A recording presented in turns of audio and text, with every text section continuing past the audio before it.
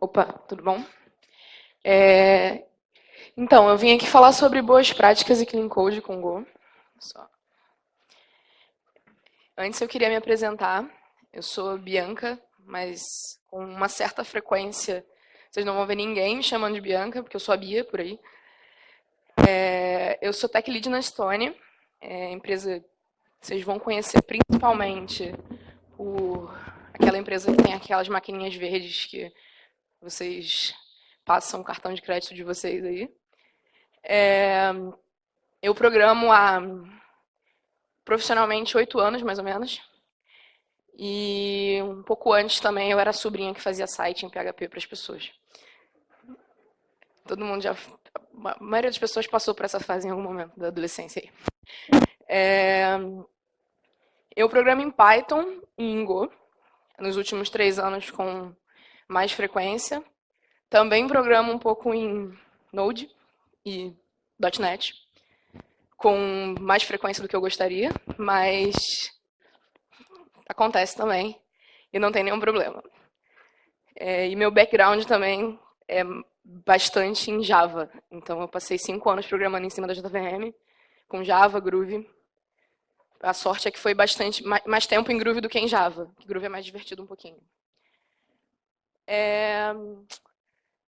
Sobre a GopherCon especificamente, é bem bacana estar aqui, porque eu vim há 2 anos atrás, ano passado eu não cheguei a vir, e tem uma história muito legal de tanto de Go, né, quanto com a GopherCon como um todo. Go foi uma linguagem que eu nunca tive vontade de aprender antes de sentar num lugar que eu era obrigada a aprender para pagar as minhas contas. Então, foi curioso porque não foi uma escolha, assim como o Python também nunca foi uma escolha muito sensata. Tipo, quero aprender isso. Mas no meio do caminho, pela sua carreira profissional, espero que vocês tenham a sorte que eu tive de esbarrar em lugares que vocês tinham a oportunidade de trabalhar com tecnologias que vocês se apaixonaram. Então, a minha história com Go e com Python é muito essa. Eu não escolhi assim, nossa, é muito legal, muito divertido, mas eu me apaixonei pelo meio do caminho. E a GopherCon, quando eu estive aqui, conheci uma galera, então foi muito legal, porque no ano seguinte eu tive a oportunidade de ir com uma scholarship para a GopherCon de Denver, e se não fossem as pessoas que eu conheci aqui me incentivando a aplicar, eu nunca teria tido a oportunidade de estar lá. Então foi também um negócio muito bacana. Bom, mas só para uma entrada, queria falar um pouquinho sobre isso. Espero que não seja muita coisa, a gente vai descobrir ao longo do caminho. Sobre Go e Clean Code, eu, porque vinha de Java, tinha aquela mania legal de escrever aqueles métodos assim, desse tamanho, super descritivos. A gente lê muita coisa, não, vamos ser extremamente descritivos e no detalhe do que o método faz no nome. Então, quando eu cheguei em Go, eu fiquei um pouco assustada. Então, é legal, eu queria trazer muito esse tema pra gente falar sobre isso. Eu não sei se vocês tiveram em algum momento, esse momento, assim, de olhar e falar, o que as pessoas estão fazendo nessa linguagem? Não dá pra entender nada. Porque eu tive, mesmo programando há algum tempo, eu tive esse momento, não entendia por que era tão diferente do resto. Aí queria falar um pouquinho de nomenclatura convenção, de alguns conceitos de Clean Code. É muito diferente quando você pega o livro do Clean Code e que os exemplos são todos em Java, e você tenta aplicar os conceitos em Go. Porque você, às vezes, não consegue nem ver um paralelo, porque não tem nada igual. Então, mas tem algumas coisas que dá pra gente aproveitar. Algumas coisas que eu acho que são ferramentas que ajudam. Algumas coisas sobre o que não fazer. E as diferenças que eu usei para fazer aquilo. Sobre nomenclatura e convenção, tem 2 coisas muito difíceis na ciência da computação. Invalidação de cache e nomear coisas. E eu ainda acho que nomear coisas é mais difícil do que invalidar cache. Porque assim, se você... Beleza, eu sou o dono da minha informação, eu sei quando eu tenho que invalidar o meu cache. O negócio é um pouco mais simples. Agora, nomear coisas é muito difícil. Porque depende de uma coisa humana, depende da gente. E a gente, eu tenho muito mais facilidade em programar do que em ser criativa. Tipo, então, eu demorei muito tempo para entender por que eu tinha que escrever código para as pessoas e não para as máquinas. Porque eu achei que era, sei lá, computação era trabalhar com computador. E acho que é um erro que eu cometi muito cedo na minha vida, que achar que computação era computador. Computação é gente, na verdade. Trabalhar em time, trabalhar com a galera e fazer as pessoas entenderem o teu código.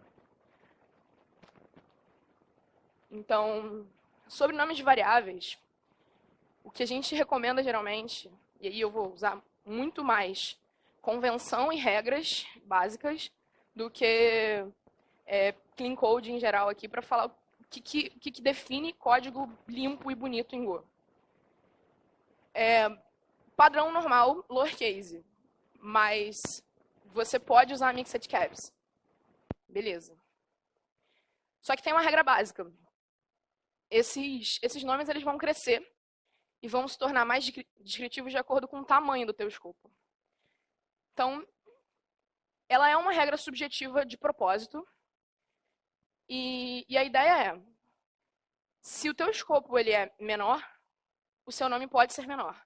Se o teu escopo é muito grande, o seu nome vai crescendo de acordo com ele. E aí por isso que vocês veem variáveis tipo C em Go, para se referir a contexto. Porque se o seu contexto pertence a um bloco de escopo pequeno, ele pode ter um nome pequeno e abreviado.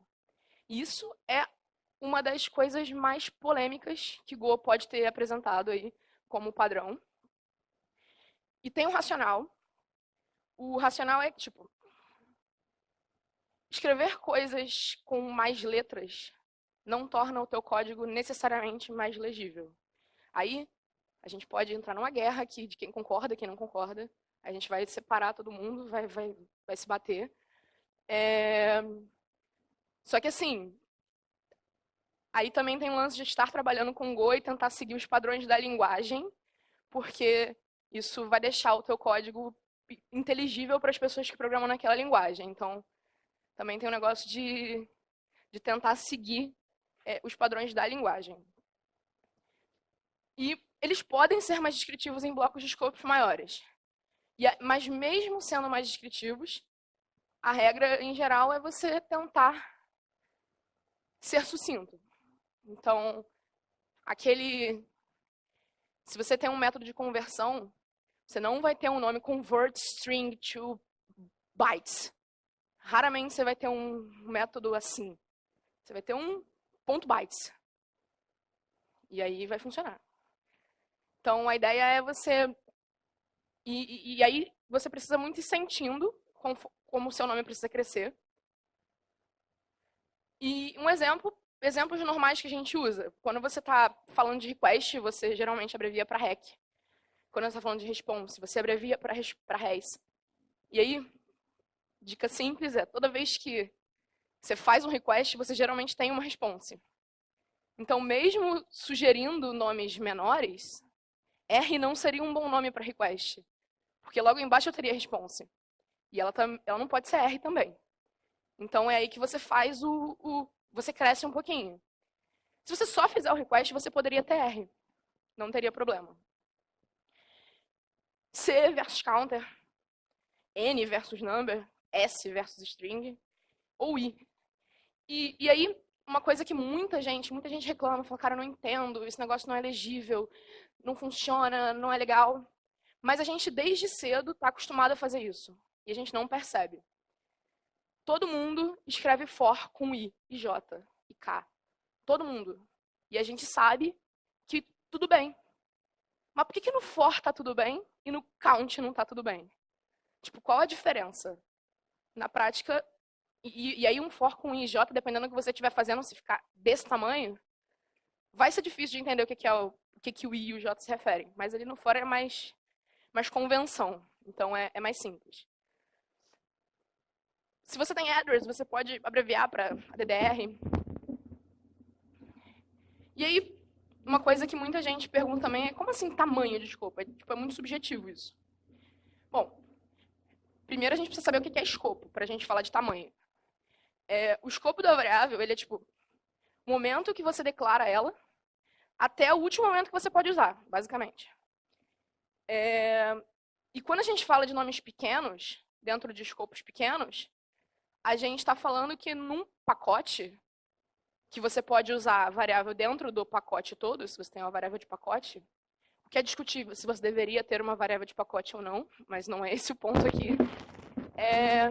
É um escopo muito grande para você ter variáveis com nomes muito pequenos. Então, se você cria uma variável de pacote chamada C, e você tem 5 arquivos no seu pacote, cara, isso não é clean code em Go. Isso tá feio. Se for C de configuração, de contexto, deveria ter um nome maior.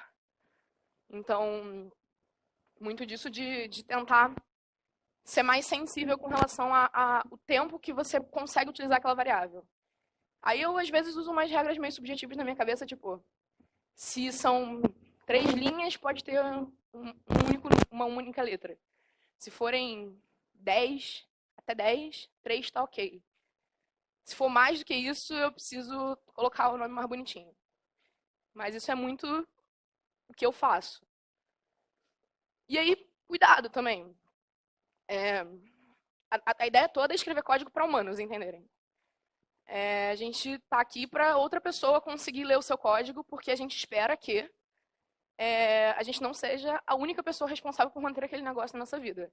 Eu não sei se a gente tem um lance de, pô, meu código, mas, cara, você não quer ser a única pessoa que sabe escrever aquele código. Você quer tirar férias, você quer viajar, você quer trocar de emprego se você quiser. Então, a ideia é você encurtar esses nomes para facilitar, não para gerar complexidade. Então, se estiver muito difícil de ler, você vai começar a aumentar esses nomes e vai começar a tornar eles um pouquinho maiores. Mas tentar não fazer do jeito que a gente costumava fazer lá em Java, pelo menos do jeito que eu costumava fazer. Porque acaba que não encaixa muito. Sobre pacote, também, mesma regra, lowercase. Pacote tem um negócio curioso, que é tipo, a gente geralmente não deveria usar underscore em nome de pacote, então meio que tudo junto. E nem mixed caps, então é tipo lowercase tudo. O que te incentiva a não usar nomes compostos em nomes de pacote. Então, a ideia é você tentar não usar nomes compostos. E uma coisa muito legal sobre pacote é que ele influencia muito como a tua função vai ser chamada. Então, usar um nome que faz sentido na chamada da função é a regra de ouro aqui. E quando você tem isso, pode ter problemas de colisão de nome de pacote. Pode acontecer. E a gente passou aqui uns códigos já com úteis e tal. Cara, a gente cria úteis às vezes, e úteis às vezes são dentro de contextos. Então, você tem um pacote, sei lá, string úteis. E você tem um outro, tipo, bytes úteis. Beleza. Isso quando você modularizou bonito, quando você não criou, tipo, um útil geralzão, né? E aí, quando você for importar, você, tipo, chegou num problema. Eu tenho 2 úteis. O que eu faço? Bom, em geral, a ideia é você não você pensar no uso que faz sentido para o teu pacote e você não pensar em aumentar o nome dele, porque você pode ter colisão de nome. Então, você pode, na hora de importar, dar um alias para aquele cara e resolver a sua vida lá dentro. Então, a ideia aqui é tentar seguir isso para você não quebrar o design da tua estrutura. E aí, exemplos de nomes de pacote são muito bons, da biblioteca padrão do Go. Quando você cria um anel, né, um ring, o pacote do ring se chama ring, e para criar um novo anel é ring.new. Esse é o nome de pacote que faz sentido. O método new, por si só, é new. Pode ser qualquer coisa. Mas quando a gente fala de criar nomes de pacotes que façam sentido, a gente fala de quando eu chamo new dentro do pacote ring, eu estou com certeza criando um novo anel. E isso é simples de ler. Se eu não tivesse feito um bom nome de pacote, eu teria que dar um nome new ring. E aí, a ideia é a gente tentar puxar isso para o pacote. Reader também é um negócio que tem muito tem interface reader em Go. E tanto I/O quanto buffer de I/O você pode ter readers. E você não tem um nome I/O reader, buffer de I/O reader. Você tem readers dentro de pacotes I/O e buffer I/O.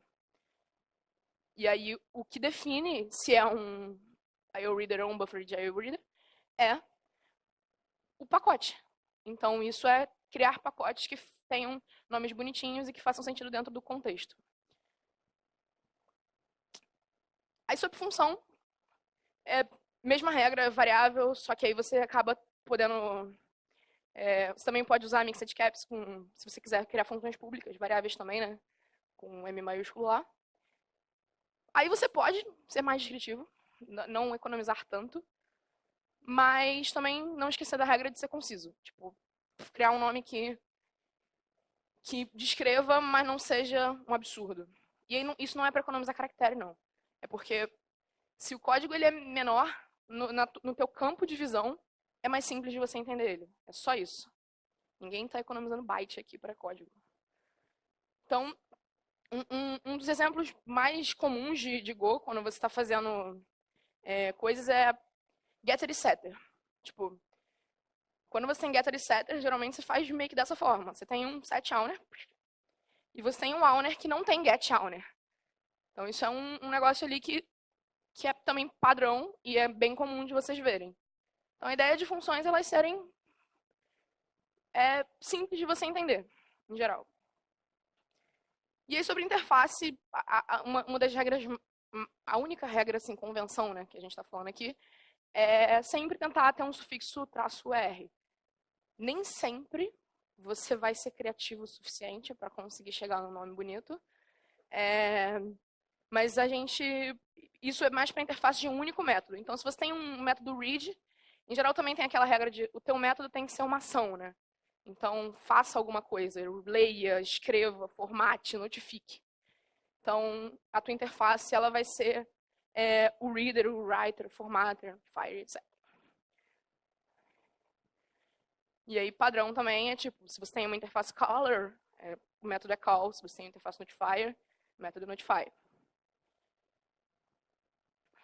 E aí tem regra para comentário também, uma regra, convenção também.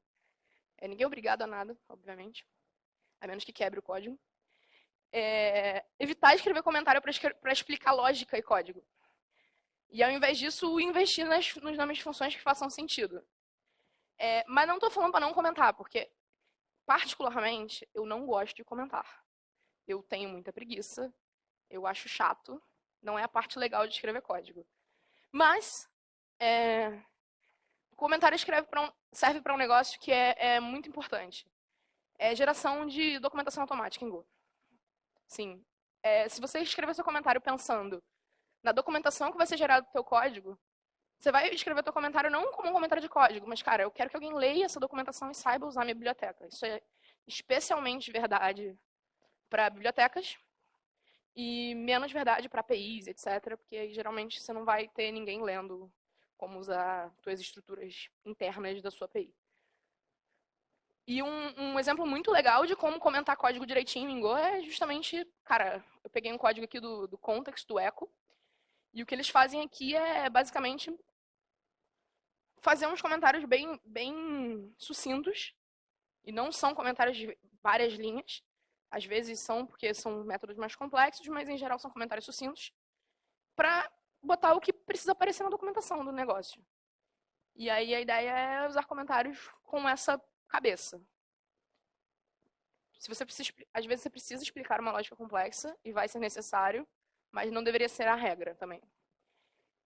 E aí sobre conceito de clean code, acho que muita gente já ouviu falar regra de escoteiro e etc, mas é sempre bom reforçar. Regra do escoteiro é uma regra simples, você está acampando, você é um escoteiro, e você vai deixar a área que você estava acampando um pouco mais limpa do que a área que você estava quando você entrou. Isso não necessariamente precisa ser uma regra de escoteiro, pode ser uma regra de convivência normal dentro da sua casa.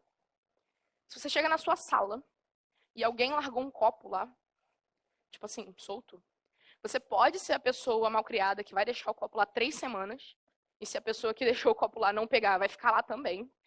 Ou você pode simplesmente pegar, levar o copo e levar para a cozinha.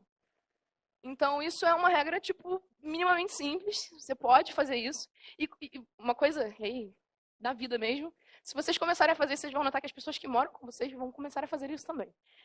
Então, você acaba incentivando o comportamento.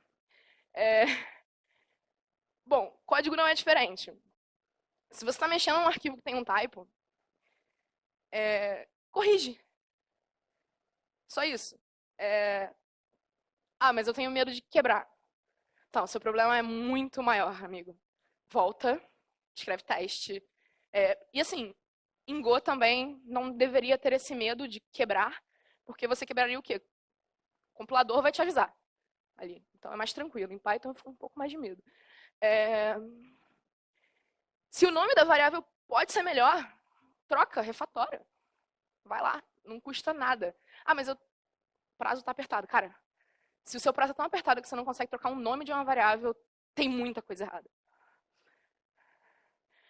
Se você está escrevendo teste para uma função e tem uma função não testada do lado, não custa muita coisa você fazer um outro teste. Só mais um. Você já perdeu 3 dias, você já está atrasado. Mas meia hora não vai afetar muita coisa. A menos que tenha que ser hoje e já seja 11h55. Mas se você nunca fizer um pouquinho para melhorar o código que você já tem, ele não vai melhorar sozinho. Assim, a verdade do universo é que o código ele só muda se você mexer. Não acontece dele criar vida de madrugada, pô. Não acontece. E sobre princípio de responsabilidade única, também é uma regra bem comum, muita gente deve ter ouvido também falar. Cara, se você precisa implementar uma raposa e ela precisa falar, eu não sei se eu vou falar. E ela precisa falar ring, din, din, din, din, din. E alguém chega com uma coisa de, não, a raposa agora precisa miar. E ela precisa falar miau, miau, miau, miau, miau, miau. Aí você vai lá e coloca o método na raposa. Vai ficar bom. Só que a gente tem um problema. Raposa não mia. Então, cara, qual o real custo de você implementar um gatinho para fazer isso? Tipo assim, é uma linha de código a mais.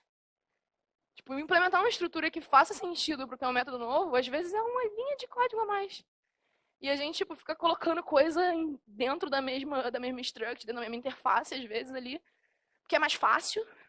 Só que, assim, às vezes o mais fácil não é tão mais fácil e o custo é muito alto depois.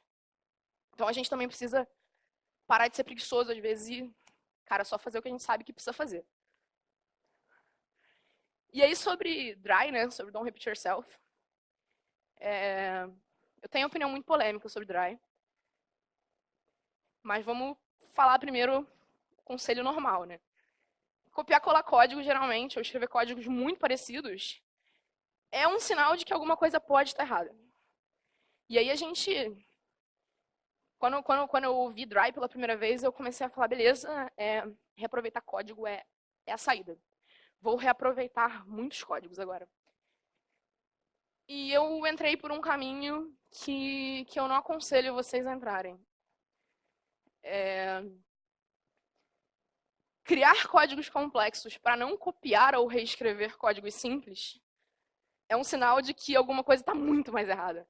Então, se você criou uma interface super genérica, um negócio super genérico para fazer o gato miar, tem alguma coisa errada.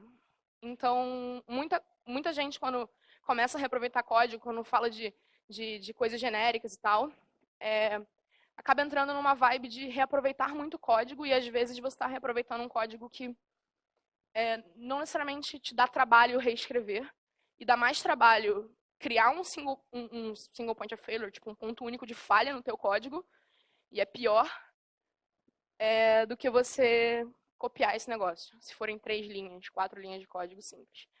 E isso também é especialmente verdade na biblioteca padrão do Go, porque eles falam muito, não, a gente não implementa algumas coisas porque elas são simples de serem implementadas. E aí vocês vão sentir falta delas ao longo do caminho, mas você vai ver que, de fato, talvez não precisasse implementar. E aí as opiniões ficam meio divididas no final, se deveria ter a biblioteca padrão ou não. Mas são coisas simples. O pessoal falou bastante sobre ferramenta, então isso aqui vai ficar meio chato, mas é rápido. Todo desenvolvedor tem que ter um seu cinto de ferramentas. É tipo, cara, tem que andar... Assim como no Rio de Janeiro todo mundo tem que andar com a faca, todo desenvolvedor Go tem que andar com algumas coisas, assim, tipo, por padrão. Eu falo isso porque eu sou carioca, tá? Os cariocas não me batam. Sobre tooling, a galera falou, tipo, sobre VET, sobre GoSec também, então dá pra adicionar ali. Clean Code também é código bem formatado. E aí, cara, o FMT é seu melhor amigo, BFF. Coloca ele no teu processo de CI/CD. Obriga as pessoas a formatarem o código com o GoFMT. Obriga, só isso. Isso não é uma democracia. GoFMT precisa estar lá. Porque se não tiver na tua ferramenta de CI, se não tiver um negócio que bloqueia, e eu falo isso porque eu tenho código que não tem. E aí você depende, tipo, da boa vontade das pessoas de, tipo, formatarem. Depende da boa vontade das pessoas de cobrarem formatação. E não é democracia. Tipo, código em Go tem que estar formatado de acordo com um padrão de Go. É muito simples, é muito bom e não precisa reinventar a roda. VET, o pessoal falou, também é muito importante. E PP-Proof também eu acho super importante, porque acho que quando a gente fala de clean code também a gente tem que falar de código que funciona. Então, se você tem problema tipo race conditions, etc., o seu código não é um código que funciona necessariamente. Então, e segurança também é um negócio que eu acho que precisa também ter em tudo. Então, GoSec também estaria aí, que eu não conheci, inclusive. E coisas pra gente não fazer. Eu não sei vocês, como vocês chegaram em Go.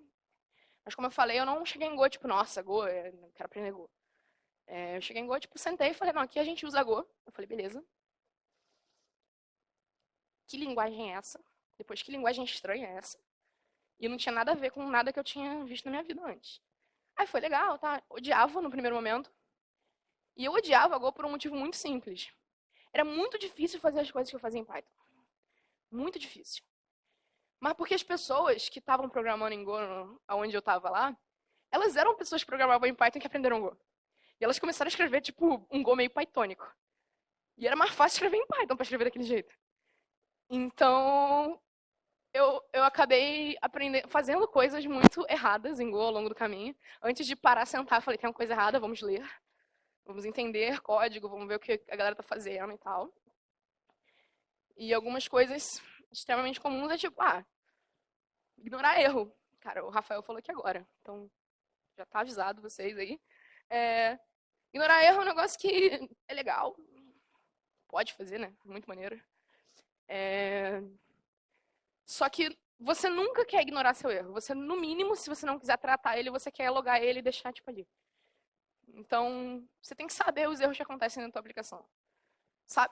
Ser uma pessoa que sabe o que acontece na sua aplicação é o mínimo que a gente precisa. Se a gente quer resolver ou não um bug, não tem problema. A gente tem que saber que ele existe.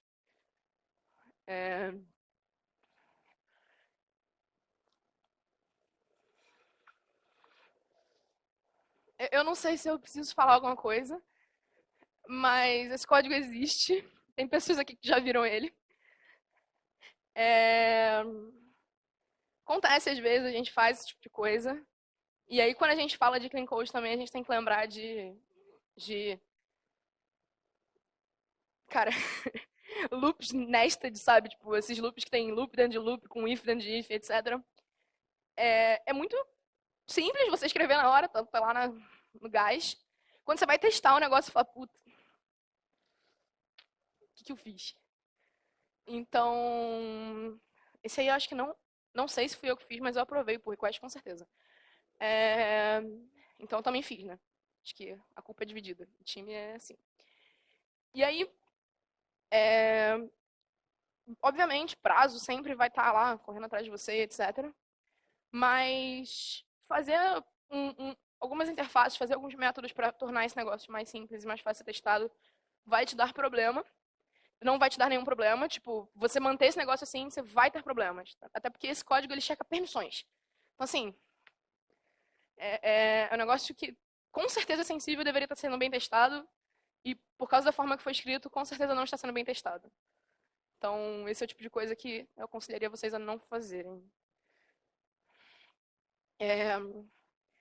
Sobre referência. A primeira referência é polêmica. É um link sobre um texto lá. É um link de um texto que se chama The Case Against Descriptive Variable Names.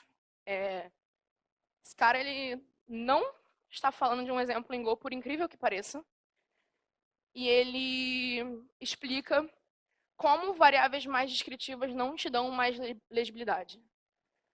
Então, se alguém ainda está em cima do muro e quiser uma referência para ler, eu acho que é um bom caminho. E, além disso, Clean Code em Go ele é muito diferente de outras linguagens. E a melhor coisa que a gente consegue fazer como desenvolvedores é olhar o language spec, porque tem coisas que são... Muita coisa que eu falei aqui tá dentro do language spec. O Effective Go, cara, também tem muita coisa ali de convenção, de padrão, de como a gente deveria estar codando em Go. Um link muito bom sobre o nome de pacotes também está no blog do Go. A própria Tour of Go, que lá atrás eu usei um pouquinho para aprender, também tem muito texto bacana de como escrever código bonitinho e exemplos de como escrever código bonitinho.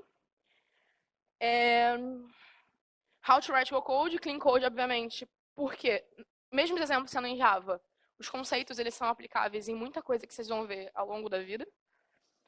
E o Go Source Code. Eu acho que eu não coloquei aqui, mas eu vou colocar depois. O Code Review Comments também. O próprio código-fonte do Go é uma das melhores referências de como escrever código em Go. Então, o Code Review Comments, ele é uma wiki que tem no repositório do Go, que você consegue ver como as pessoas, tipo, tem um guia lá de como revisar código para entrar dentro do código-fonte do Go. E aí, esse link, ele acompanha o Effective Go ali, você tem que ter meio que os dois meio que do lado para você entender como é que faz isso. Mas as regras que tem ali são muito legais. Se você quiser entender como o que a galera cobra quando revisa um código, o que a galera do Google considera, tipo, um código bacana para entrar dentro da lib do Go. Então, tipo, são as referências que eu usei, que eu uso também quando eu tô em dúvida do que fazer. O texto é muito polêmico, então dá para mandar para os amigos que programam em Java também e falar. Mas também eu não aconselharia ninguém que programa tipo, em Java, em .NET, a usar variáveis pequenas, porque aí você está quebrando o paradigma tipo, dos programadores de outra linguagem. Então a gente também tem que ser um pouco flexível quando você troca de linguagem, porque você está meio que em outra cultura ali. E aí você tem que tipo, aceitar um pouquinho dos paradigmas da linguagem que você está programando. Então, tipo, não adianta chegar e ir para Java, para .NET, com padrões de Go e achar que vai ficar tudo bem, porque eu acho que vocês vão apanhar. O que eu tinha para falar era isso. Se vocês quiserem contato, etc., tá por aí. E eu não sei se alguém tem alguma dúvida. A gente tem tempo. Alô, pessoal, dúvidas?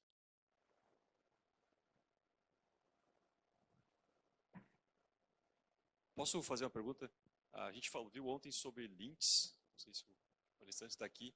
Tu sabe se tem como eu colocar algum tipo de, configurar algum linter, alguma coisa para ele fazer alguma dessas checagens?